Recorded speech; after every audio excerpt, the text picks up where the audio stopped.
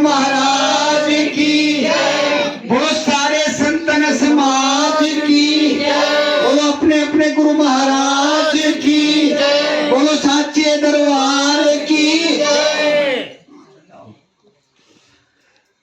सत्यम बोधमयम न रूपमल्लम प्रत्यक्षमेव सर्वेश्वरम रत्नेन मंडित शीर्ष शुभ्रमुक्तम श्वेतांबरे शोभितम मुक्तामालविभूषितं च हृदयं सिंहासने संस्थितं भक्तानां वरदं प्रसन्नवदनं श्री सद्गुरुं नमाम्यहम्, श्री सद्गुरुं नमाम्यहम्। बंदो चरण सरोज गुरु मद मंगलाकार, जय सेवत नर होते हैं भव सागर से पार, भव सागर से पार। गुरु जी के सिमरण मात्र से नाशत विघ्न अनंत, ताते सर्वारंभ में ध्यावत है सब संत, ध्यावत है सब संत। जय खोजत ब्रह्मा थके सुर नर मुनि और देवा, कहत कबीर सुन साधुआ कर सतगुरु की सेवा, कर सतगुरु की सेवा। ब्रह्मानंदम परम सुखदम केवलम ज्ञान मूर्ति, द्वंद्वातीतम गगन सदृशम तत्त्वमस्यादि लक्ष्यम, एकम नित्यम विमलमचलम सर्वसाक्षी भूतम भावातीतम त्रिगुणरहितम सद्गुरुं तां नमामि, सद्गुरुं तां नमामि। राम कृष्ण से को बड़ा तीनों तो गुरु कीन, तीन लोक के वे धनी सतगुरु आगे अधीन, सतगुरु आगे अधीन। गुरु ब्रह्मा गुरु विष्णु गुरुर्देवो महेश्वरा, गुरुर् साक्षात परब्रह्म तस्मै श्री गुरुवे नमः, तस्मै श्री गुरुवे नमः। तुम्हें माता च पिता तुम्हें बंधु च सखा, तुम्हें विद्या द्रविणम, तुम्हें सर्वम मम देव देव। बोलिए जयकारा, बोलो मेरे श्री सद्गुरु महाराज की जय। परम आदरणीय जगत वंदनीय सर्वहितकारी दादा गुरु श्री परमहंस दयाल जी महाराज के चरणों में मेरा साष्टांग दंडवत कोटि कोटि प्रणाम। सभी के हृदय सम्राट नंगली निवासी सदगुरु भगवान जी के चरणों में साष्टांग दंडवत कोटि कोटि प्रणाम। अम्बाला वाले सदगुरु महाराज जी के चरणों में साष्टांग दंडवत कोटि कोटि प्रणाम। जितना भी संत समाज महापुरुष इस संसार में, सभी के चरणों में साष्टांग दंडवत कोटि कोटि प्रणाम। आज इस पवित्र भूमि में श्री रूपराम जी, सहपत्नी पार्वती जी, आज उन पे गुरु महाराज की कृपा, असीम कृपा हुई है कि इस संसार के जंजालों से दूर रहते हुए आज गुरु महाराज जी को यहाँ आमंत्रित किया है। और जो सत्संग की घड़ियां हैं, मैं बार बार कहता हूं कि इस संसार में इससे बड़ी कोई भी पूंजी नहीं है। जो भी एक मिनट का समय भी आपके जो असली खाता है हमारा, अंदर ही जो चित्रगुप्त जी लिखते हैं, उसमें ये स्वर्णिम अक्षरों में लिखी जाती हैं। और इसका हमने प्रभाव देखा है, कुछ साक्ष्य देखे हैं, सुने हैं महापुरुषों से, कुछ पढ़े भी है कि हमें बाद में इसका कितना लाभ मिलता है, लेकिन हम फिर भी सोए रहते हैं। बड़ी कोशिश करते हैं महापुरुष लोग जगाने की कि जीव इस संसार में एक शब्द लेकर आया है कि मैं अपना कल्याण करूंगा, क्योंकि मुझे इस संसार में आए हुए करोड़ों वर्ष हो गए, करोड़ों युग बीत गए हैं और कितनी योनियों में मुझे जाना पड़ा, उसका ज्ञान कराते हैं। लेकिन जीव है कि काल और माया के जाल में इतना फंसा हुआ है कि वो बाहर निकलना ही नहीं चाहता। माया इतनी हावी हो चुकी है। हिमाचल तो फिर भी काफी सुख शांति और देवताओं की भूमि है, यहाँ बड़ा हमारे ऊपर बड़ा आशीर्वाद है, लेकिन जहां भी देखो वहां माया के पीछे। यहाँ तक कि अभी आपने 2-3 दिनों पहले एपिसोड देखे होंगे कि इस संसार में क्या क्या हो रहा है और लोग कैसे कैसे ठगे जा रहे हैं, उन्हें कैसे कैसे मिसगाइडेड किया जा रहा है। तो हम बड़े लकी हैं कि हमें इतना बड़ा दरबार, श्री परमहंसों का दरबार, नगरी निवासी सतगुरु भगवान हमें मिले हैं और हम उनकी चरण शरण में हैं और उनका गुणगान कर रहे हैं, कैसे भी कर रहे हैं। तो ये हमारा बड़ा सौभाग्य का जो आज समय है। तो मैं इस परिवार को बहुत बहुत बधाई देते हुए कि इसी तरह हम इस सिलसिले को कंटिन्यू जारी रखें, क्योंकि अगर हम बाकी चीज करते हैं, मान लो भागवत कराते हैं, महापुराण कराते हैं, जगराता कराते हैं, महामृत्यु जाप का पाठ कराते हैं, कोई भी हम कराते हैं, उसमें केवल पुण्य बनते हैं और पुण्य क्षीण हो जाते हैं। कैसे? जैसे हम बैंक में मान लो 1 लाख रुपया जमा रखते हैं अपने नाम से, एफडी बना देते हैं, थोड़ा ब्याज बनेगा, साल के बाद आपको 1,07,000 रुपये मिल जाएगा। उसी तरह हमारे पुण्य, मान लो हम तीर्थ में गए, 4 धाम करके आए, कबीर जी कहते हैं तीर्थ गए 1 फल, गुरु मिले फल 4, सतगुरु मिले अनंत फल, कहे कबीर विचार। ये मैं नहीं कह रहा हूं, महापुरुषों के जो इस संसार में साक्षात परमात्मा के रूप में आए, उन्होंने अपनी अंदर की वाणी से, अपने प्रयोग करके, जैसे हम उसमें लेबोरेटरी में प्रयोग करके बताते हैं कि जैसे ऑपरेशन करना है, कई चीजें होती हैं, जब हम साइंस स्टूडेंट होते हैं बहुत सी चीजें बतलाई जाती हैं, प्रैक्टिकल रूप में बताया जाता है। तो उसी तरह इन महापुरुषों ने प्रैक्टिकल करके बताया है कि तीर्थ गए तो 1 फल मिलेगा और गुरु के पास के, गुरु बहुत हैं, मतलब हमने शब्द को किया, उसे गु का मतलब है अंधेरा, रू का मतलब है प्रकाश, मतलब अंधेरे से प्रकाश की ओर ले जाना। कौन सा प्रकाश? कुछ गुरु हैं जो संसारिक प्रकाश, मतलब हमें क्या वो देते हैं युक्तियां, जिससे हमारे संसार का काम बढ़िया चलता है, परिवार में अच्छी आमदन होती है, कुछ मंत्र शस्त्र होते हैं। और एक गुरु होता है जिसको सतगुरु कहा जाता है, सतगुरु मिले फल अनंत फल है। सतगुरु कौन होता है? जो इन सारी संसारिक जो मोह माया का जो जाल है। अब गुरु जो है, देखो पहले गुरु माता पिता हैं। क्या आपने कभी सुना कि माता पिता हमें मोक्ष दे सकते हैं? मेरे ख्याल तो कहीं भी नहीं आया। फिर दूसरे गुरु होते हैं देवी देवता, जिसके आप जगराते कराते हैं, 6 महीने के बाद हम सहायता देते हैं, वहां जाते हैं, मनाते हैं। क्या आपने कहीं सुना आज तक, या कहीं महापुरुषों ने कहा या हिस्ट्री में कि क्या ये देवी देवता हमें मुक्ति देंगे? उसके बाद आ जाता है गुरु जो हमें पढ़ाता है। उससे क्या मिलता है? हमें रोजी मिलती है, परिवार चलता है, ये सारा संसार का ही हुआ। उसके बाद आता है फिर प्रोफेशनल गुरु आ जाता है।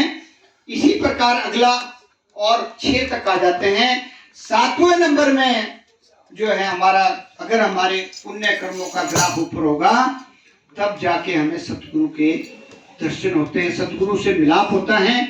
या फिर गुरबाणी में कहा है कि पिछले जन्म शुद्ध कर्म अंकुर जब प्रगट्यो, जब हमारे पिछले जन्म के शुद्ध कर्मों का कोई अंकुर प्रकट होता है। जैसे फॉर एग्जाम्पल, आपने रत्नाकर डाकू के बारे में सुना होगा। कौन थे रत्नाकर डाकू? जिन्होंने पढ़ा होगा, जो वाल्मीकि जी बने हैं, जिन्होंने रामायण को लिखा है, वो पहले रत्नाकर डाकू होते थे। अब बात क्या है कि समझने की बात है, हर कोई जो भी जिस मिशन से जुड़ा हुआ है उसने केवल समझना है कि मैं कौन हूं। हमारे प्रश्न उठते हैं कि मैं कहां से आया हूं, मुझे कहां जाना है, और मेरे आने का मकसद इस संसार में क्या है। इन प्रश्नों के उत्तर ढूंढने सत्संग में ही ये चीजें मिलेगी। जैसे तुलसी बाबा कहते हैं कि बिना सत्संग विवेक ना हुई, राम कृपा बिना सुन ना सोई। कि बिना सत्संग के, सत्संग ये नहीं है कि नाचना गाना, ये जो हम भजन गाते इसमें हमारे को रस आता है। रस आता है कि हम बैठे, बाकी ये इसको भी तैरना कहा जाता है। महापुरुष इसको कहते हैं तैरना। हमने डूबना है, मतलब हमने गहराई में डूबना है। वो डूबने का चज क्या है वो सत्संग में बताया जाता है कि बिना सत्संग विवेक ना हुई, मतलब बिना सत्संग के आपका जो है अंदर की जागृति नहीं होती। जो अंदर हमारे विकार, जो 5 शत्रु, सबसे बड़ा मन, फिर काम क्रोध लोभ मोह अहंकार, ये जो एक हमारा वो बनाया है स्वरूप काल ने, क्योंकि काल चाहता है कि हम इन्हीं में खोए रहे हैं, देवी देवताओं के चक्रव्यूह में हम खोए रहे हैं।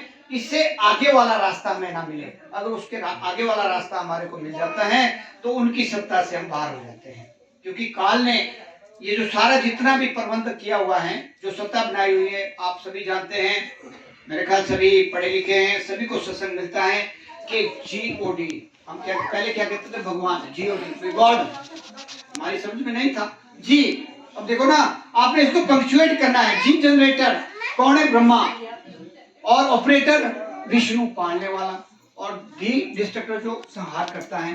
तीनों को अलग अलग पावर मिली, लेकिन हम किस विश्वास में बैठे रहते हैं कि हमें शायद ब्रह्मा जी देंगे मुक्ति, हमें विष्णु जी देंगे मुक्ति, हमें भोले शंकर जी देंगे मुक्ति, हमें माता जी देगी मुक्ति, लेकिन इनके पास कोई पावर नहीं। जब तक हमारा ऐसे सतगुरुओं से मिलन नहीं होगा तब तक हमारे को मुक्ति का कोई साधन मिलता है। हाँ, जरूर पुण्य आपके बनेंगे और संसार की हर सुविधा मिलेगी। अगर हम, ऐसा नहीं है कि नहीं मिलेगा, सब कुछ मिलेगा, लेकिन अगर हमने मुक्ति के आगे जाना है, अपने को ये जो आवागमन के चक्रव्यूह 84 लाख से बचना है, तो हमें आगे जाना पड़ेगा। उसके लिए सत्संग का होना अति आवश्यक है।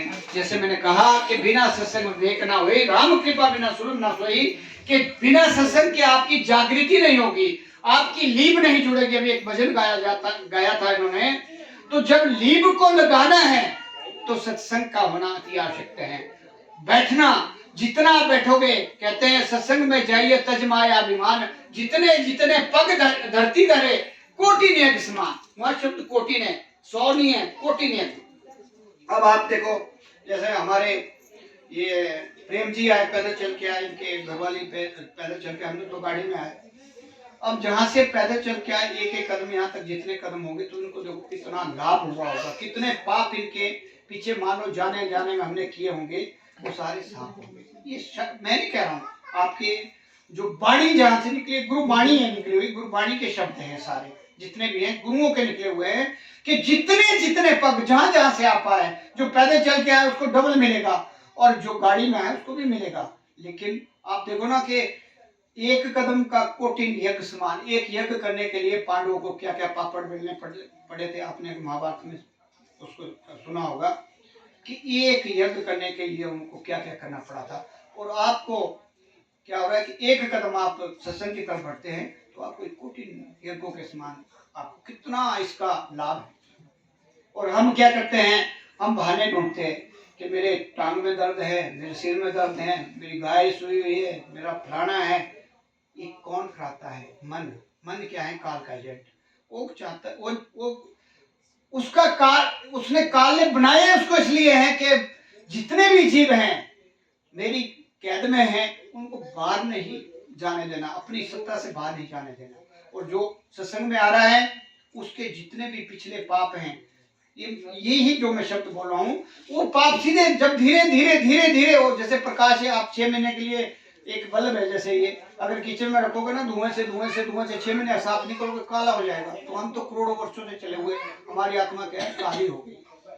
और हमारे ऊपर इतनी बड़ी कृपा हुई है, जो भी जहां से जुड़ा हुआ है, उन संत महापुरुषों की कृपा हुई है हमारे ऊपर कि हम इस कलयुग में, जहां इन चीजों का नामो निशान नहीं है, मतलब कि इतने स्वार्थ, इतना मतलब हमारे को भटकाया जा रहा है, उसके बावजूद हम ऐसे दरबार से जुड़े हैं जो साकार रूप में परमात्मा के रूप में हमारे नगली निवासी सतगुरु भगवान, जिनका अपना वचन है कि जब तक सूर्य चांद और इस पृथ्वी का वर्चस्व रहेगा, मैं साकार रूप में नंगली में जहां इनका निवास स्थान में, वहां साकार रूप में प्रकट रहूंगा। और इस बात का सबूत है, जो नगली धाम में गया है सच्चे मन से, चाहे वो भक्ति लेके गया है, चाहे वो घर की समस्या लेके गया है, चाहे वो किसी प्रकार का भी वो अपने मन में जो प्रण करके गया, उसका प्रण पूरा होता है।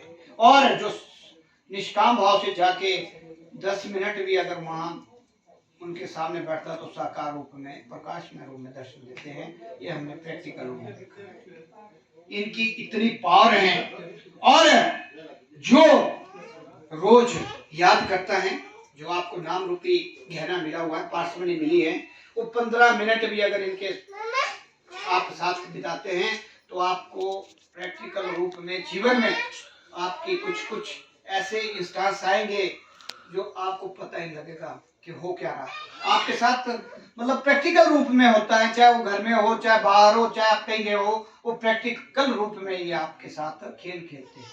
ये हमने देखा है। और जहां हमें बड़ी भारी मुसीबत आती है, मान लो कि कहीं हमारे ऊपर मार के छाया हुआ है और हमारी मतलब ठीक परीक्षा हो रही है, वहां ये बिल्कुल हमारे को ऐसा नहीं है कि उससे गुजरना पड़ेगा उस रास्ते से, कांटों से, लेकिन ये उसको फूल में बदल देते हैं, ऐसा भी हमने देखा हुआ है। लेकिन सबसे बड़ी बात है श्रद्धा और विश्वास और रूटीन। अब हम क्या करते हैं, नाम ले लिया, गुरु महाराज को पैक कर दिया, जब सत्संग हुआ तो इनको खोल दिया, और जो नाम दिया हुआ है उसको टुकड़ी में बंद करके उसमें रख दिया।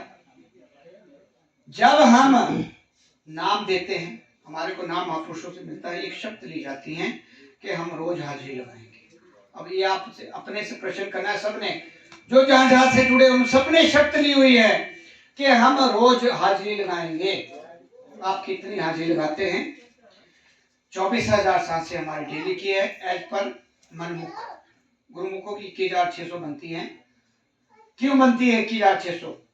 क्योंकि अगर हम सवेरे 15 मिनट भी श्वास को जब हम ऊपर ले जाते हैं ना, तो हमारी रुकती है, तो उसमें ऐड होती है। ये जो महापुरुष बड़े बड़े महात्मा लोग 115 140 साल तक क्यों जीते? उम्र उतनी होती है सबकी, प्रारब्ध कोई नहीं बदल सकता, प्रकृति में ऐसा कोई नियम नहीं है जो आपका जो बना हुआ सिस्टम है उसको बदल सके। जो आपका निश्चित हो चुका है जब आप माँ के पेट में थे, उसी समय सारा कुछ निश्चित हो जाता है। जब आप इस संसार में आते हैं वो निश्चित है, तो ये बच्चा जा रहा, फलाना जा रहा, सब कुछ पहले प्री डिटरमिन है, इसको कोई नहीं रोक सकता। लेकिन हमारा जो मन है, क्योंकि काल ने ऐसा प्रबंध किया हुआ है, चारों तरफ ऐसी कंटीली तारे लगाई हुई हैं कि हम इस बात को समझने में असफल रहते हैं, क्योंकि हमारा ध्यान ही नहीं जाता उस तरफ। ध्यान कब जाएगा?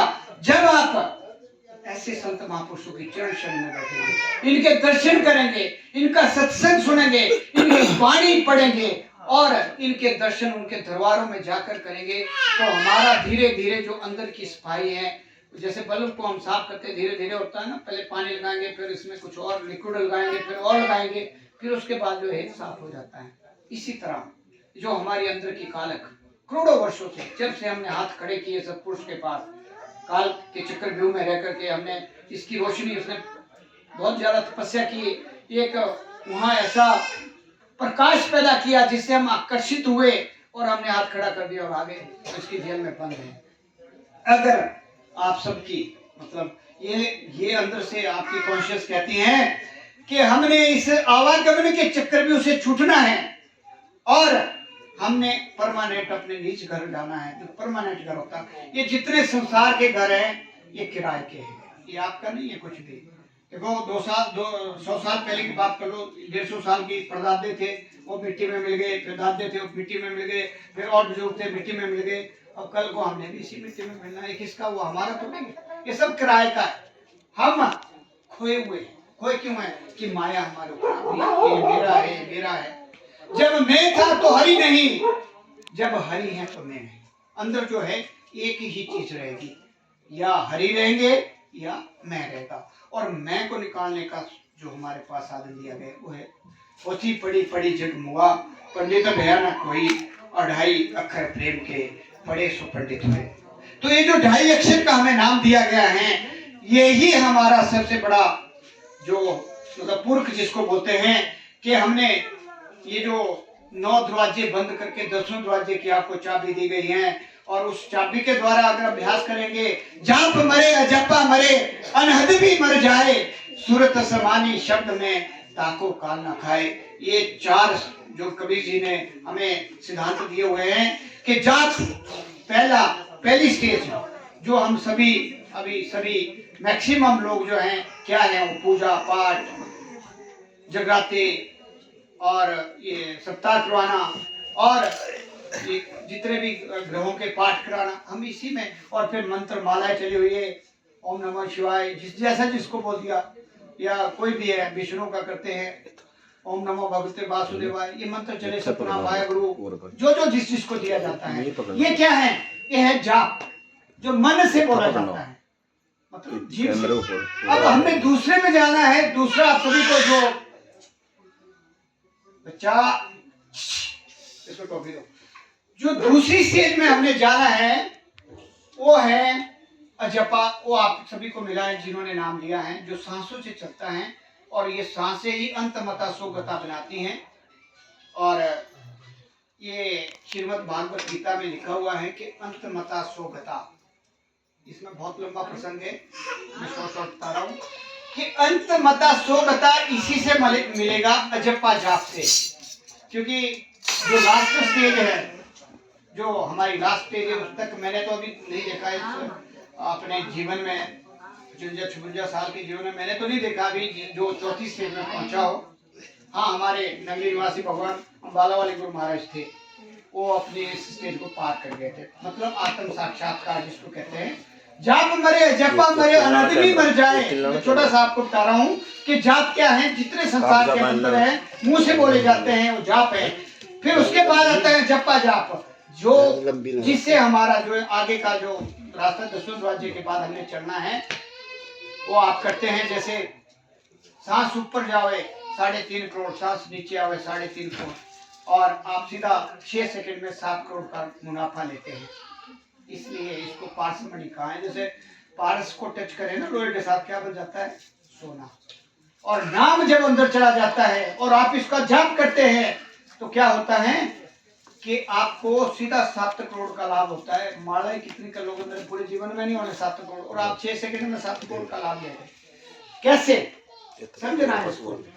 सांस ऊपर जावे, आप सभी जितने भी संसार में जीव हैं, ये जो बाल होते हैं ना, इसको रोम होते हैं गुरबाणी में, छोटे छोटे बाल, 3.5 करोड़ है। सभी जितना जीव संसार में है 3.5 करोड़ रोम सभी के होते हैं। और जब हम दीक्षित होकर, ये हमारे धर्म गीता में लिखा है कि दीक्षित होकर गुरु की चरण क्षण में जाकर जब हम नाम लेते हैं और जब उसका प्रयोग करते हैं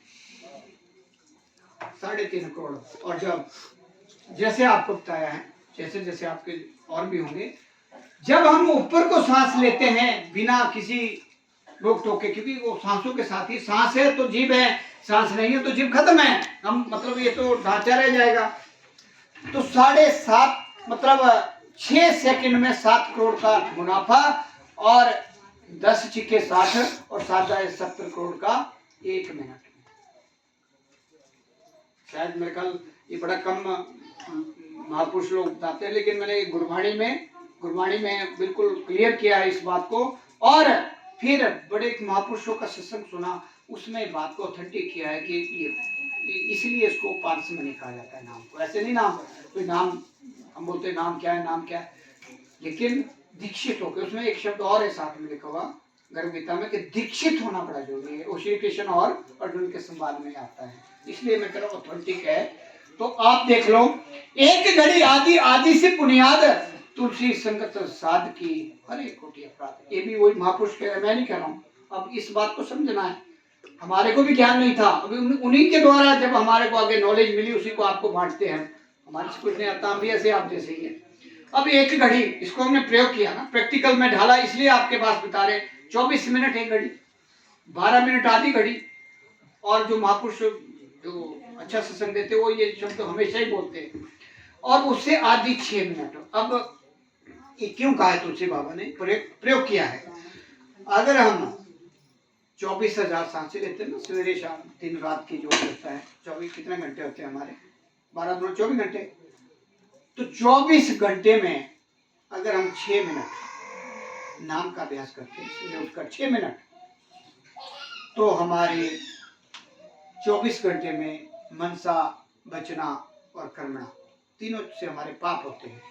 जैसे भी अब अभी गाड़ी में आए, गाड़ी चला रहे थे, हमने पता नहीं कितने जीव मार दिए होंगे, किसको पता है, कितनी चींटियां कितने नीचे आए होंगे।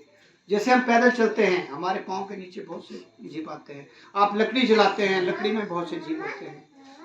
और फिर हम मन से किसी के बारे में उल्टा सीधा सोचते हैं, किसी की हम बोलते हैं ये ऐसा है फलाना है, चलता ही थोड़ा बहुत हमारा। फिर तीसरा होता है कि हम सुनते हैं, जैसे 4 जने बैठ गए, ये किसी की क्रिटिसिज्म कर रहे, हम भी कान लगा देते हैं। वो सुनना भी हमारा जो है दुष्कर्म, मतलब वो पापों में जाता है। तो अगर हम 24 घंटों में 6 मिनट भी देते हैं नाम दीक्षित होने के बाद, तो आपको कितना फायदा होगा कि वो 6 मिनट के आपके 24 घंटे में मनसा, वचना और कर्मणा के पाप धुल जाएंगे, ये निश्चित है।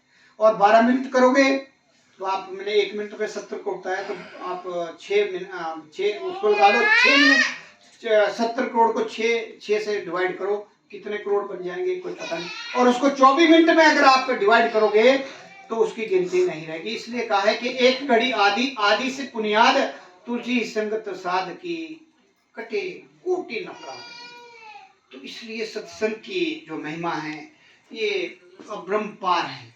और जो सत्संग में आता है उसके इस जन्म के और पिछले जन्म के बड़े शुद्ध कर्म है, तब बैठ सकता है। नहीं तो मैंने देखा है कि उसको नींद आ जाती है, या वो कहीं रास्ते में उसको कोई ना कोई ऐसा प्रॉब्लम क्रिएट हो जाती है, वो आ नहीं पाता। तो इसलिए आप सभी जितने भी यहाँ आए पहुंचे हैं, जैसे भी पहुंचे हैं, जिस भी भाव से पहुंचे हैं, आपका कोई पिछले जन्म का कोई अच्छा जो आया है ना। कभी कभी जैसे रत्नाकर डाकू की मैंने बात की, पहले वो क्या करता था, जो भी आना उसको मारना, और जो भी उसके पास चाहे कुछ भी है उसको लेना, पहले मार लेता था, उसका मर्डर कर लेता था। एक दिन संत आ गए और संतों को बांध दिया। संतों ने बोला हमारे पास भाई कुछ नहीं है, कमंडलू है, बाकी कपड़े छोटे मोटे पाए हुए। उसने बांध दिया, नहीं कहते आप छुपा रहे हैं। और थोड़ा सा इशारा किया, वो क्या होता है, पिछले जन्म के शुद्ध कर्मों का अंकुर, जैसे आप लोगों का वही वो वहां भी ऐसे हुआ, उसके कोई अंकुर था, तभी वो आए ना, और बांध दिया उसने। उन्होंने कहा भाई किसके लिए तू एक काम कर रहा है, जैसे आप करते हैं, मान लो हम घर के लिए काम करते हैं, अगर पाप का हम काम करते हैं तो आपको उसका कई गुना देना पड़ेगा, 1 वे और द अदर वे, वो आपको बताएंगे भी कौन से हो। बहुत सी चीजें हैं इसमें। ये भी कहा है कि अगर दान आपको पात्र को देते अच्छा कमाने के बाद, उसका भी आपको हिसाब किताब देना पड़ेगा। इसके ऊपर भी आपको साक्ष्य दिए जाएंगे प्रैक्टिकल रूप में। तो घर वो उन्होंने इतना इशारा किया उसको कि जाओ घर में अपनी घरवाली, अपने माँ बाप, अपने बच्चों सबसे पूछ के आओ कि जब आपको जेल होगी या आपको फांसी होगी या आपके ऊपर कोई मुकदमा चलेगा, क्या वो साथ होंगे तुम्हारे? सभी पूछ के आओ जाके। इतनी सी बात कही। वो क्या हुआ कि पिछले जन्मों का कोई उसका जो है वो कनेक्शन वहां जुड़ा, और वो चला गया घर में। सबने हाथ खड़े कर दिए, सबने बहाने लगा दिए। माता ने कहा कि मैंने तेरे को बड़ा पाला, इसलिए बड़ा किया, भाई आप तेरा ड्यूटी है हमारे को पालना। पिताजी ने बहाना लगा लिया। बीबी ने कहा कि बुरे काम में मैं साथ नहीं हूँ, अच्छे काम में मैं साथ हूँ। बच्चों ने कहा कि हमारा काम नहीं, आपने पैदा किया, आपको पालना पड़ेगा।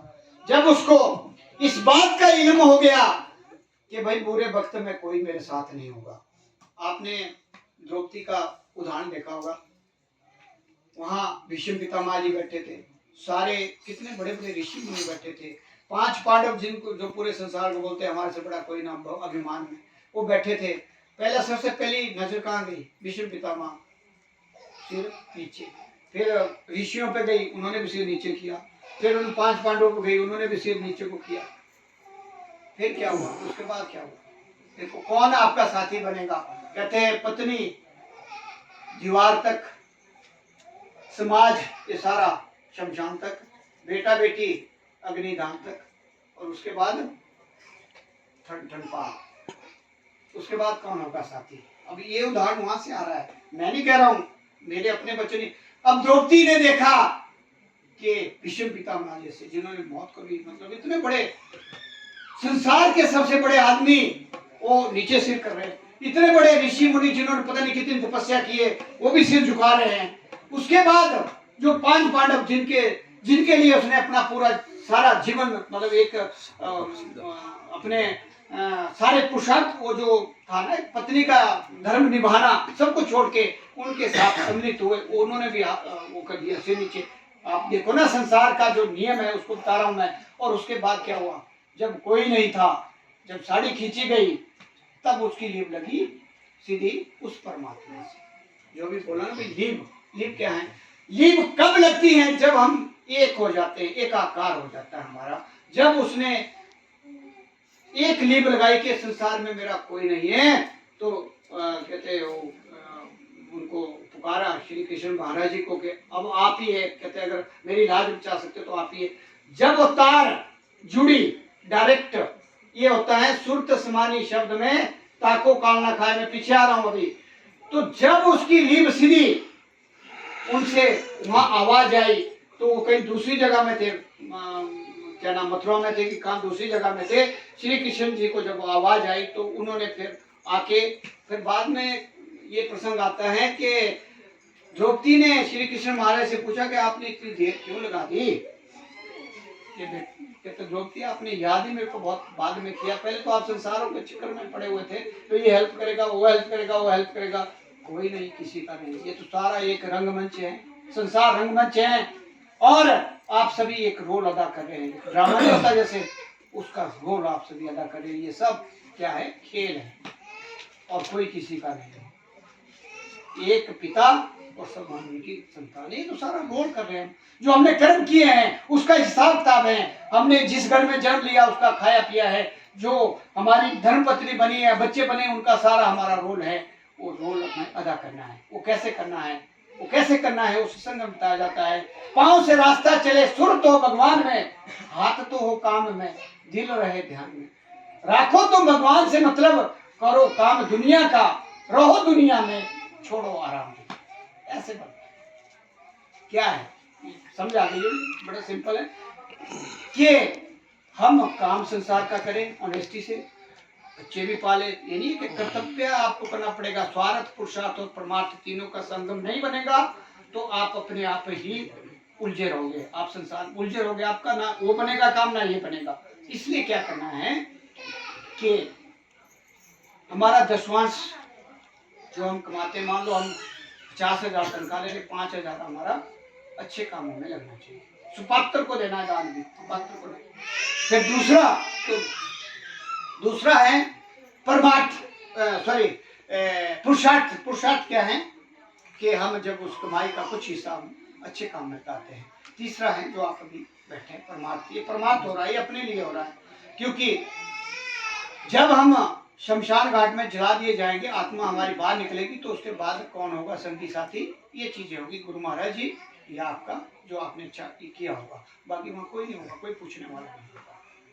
केवल ये चीजें साथ चलेगी हमारी, जो अभी हम गेन कर रहे हैं। इसको असली कमाई बोलते हैं। बाकी संसार की जितनी मर्जी कमाई हम कर ले, वो कोई हमारे साथ सुई भी नहीं जाएगी।